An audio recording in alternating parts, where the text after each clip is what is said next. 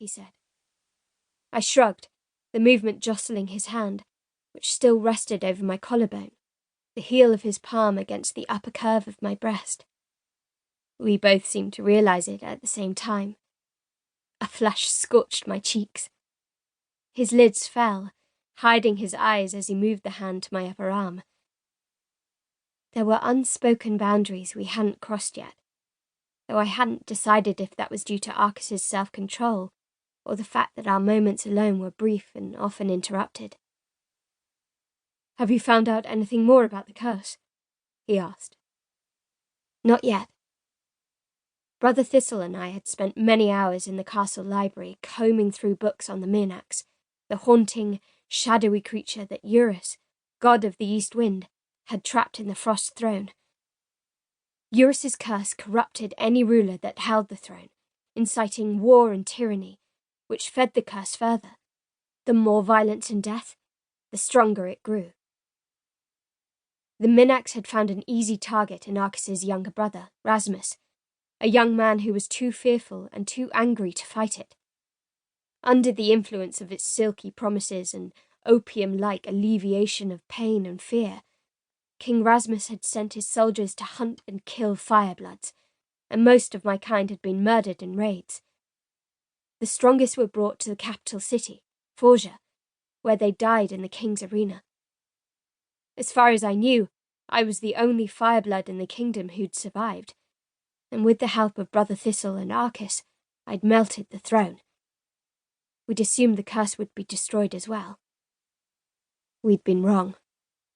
Now Brother Thistle and I were trying to find a way to stop my visions and stop the creature itself. I absently rubbed the carelessly stitched line on my little finger.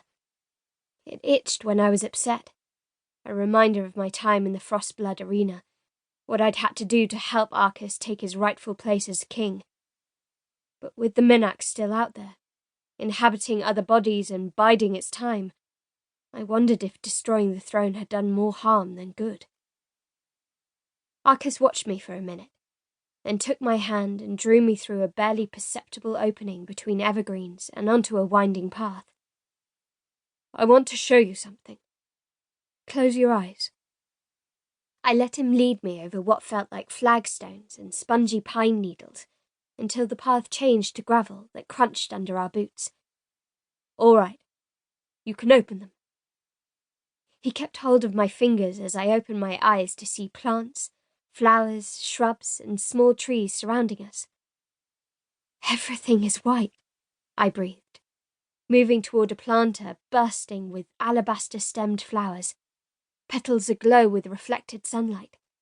I reached out and my finger felt biting cold. They're made of ice. Arcus came up behind me, his chest lightly touching my back. His hand brushed mine as he cupped the flower I'd touched. Do you like them? Petals like white wood shavings rose above gently curling stems, and shrubs flaunted leaves in the most delicately crocheted lace. Tall, feathery fronds drowsed over tightly woven packs of icy rosebuds, like parents watching over a bed full of sleeping children.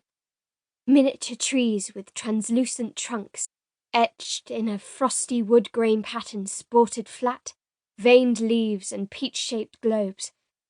Ice crystals hung like frozen tears from every branch and stem. The twisting, ethereal shapes clinked together in the morning breeze. It's lovely. I turned to Arcus. Some fierce but gentle emotion sparkled in his eyes. I hoped you'd like it, he said softly. Though it's not the most logical gift for a Fireblood.